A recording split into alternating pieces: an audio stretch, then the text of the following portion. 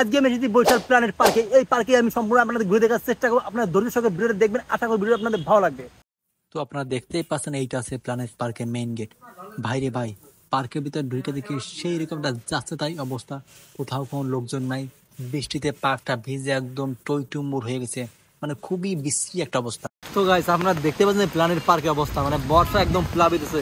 এই পরিমাণ বর্ষা, মানে সকাল থেকে প্রচন্ড আকারে বর্ষা হচ্ছে, মনে হচ্ছে পার্কে আইসে আমি ফাইসা গেছি। দেখছেন, আমি দেখাচ্ছি আপনাদের কি পরিমাণ পানি। দেখেন কি পরিমাণ পানি, দেখছেন রাস্তার উপর দিয়ে পানি উঠে গেছে। আসলে এখানে যাওয়াই মুশকিল, এখানে যাওয়াই যাবে না, খুবই খারাপ অবস্থা গেছে। ও মাই গড, পার্কে তো গাছ দেখতে পাচ্ছেন যে আজকে কিন্তু কোনো লোকজন নাই, কারণ কি ওয়েদার খুবই খারাপ, যার কারণে কিন্তু আপনার লোকজন সবই চলে গেছে বৃষ্টিতে। বাট আমি একা ফাইসে আছি, আমি একা অথবা এখানে পইরা আছি। তো এইটা আছে পার্কের আপনার কীর্তনখোলা জংশন। ওকে, খেলনা টিকিট মূল্য 50 টাকা। ক্যান্টিন রয়েছে।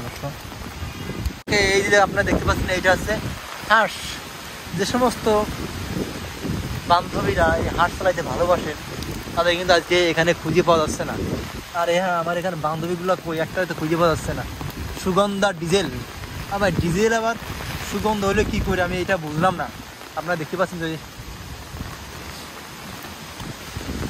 তো গাইস, এই বৃষ্টির ভিতরে পার্কে ঘুরতে আসা কোনো বোকামি ছাড়া আর কিছু না। প্রথম ওয়েদারটা ভালো ছিল, বাট এখানে এসেই যখন কফি খাইতে বসলাম তখনই শুরু হয়ে গেছে আপনার বৃষ্টি, কন্টিনিউয়াসলি বৃষ্টি থামার কোনো নাম নাই। এটা হচ্ছে আপনার পার্কের সুগন্ধা ভিলেজ।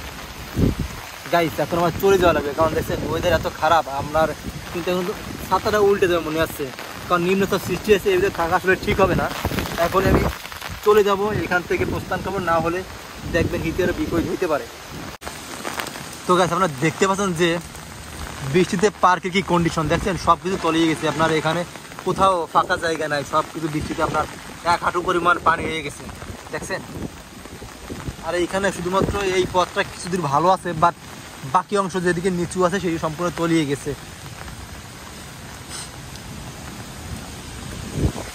ও মাই গড, ওয়েদারটা দেখেন একবার, দেখেন ছাতা মাথা সব উঠে যাচ্ছে,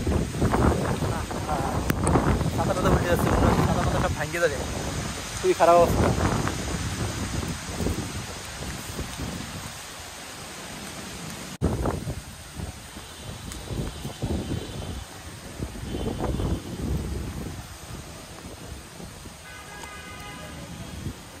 মাই গড, দেখছেন সব জায়গায় কি পরিমাণ পানি বেঁধে গেছে, পার্কের অবস্থা একদম করুণ হয়ে গেছে।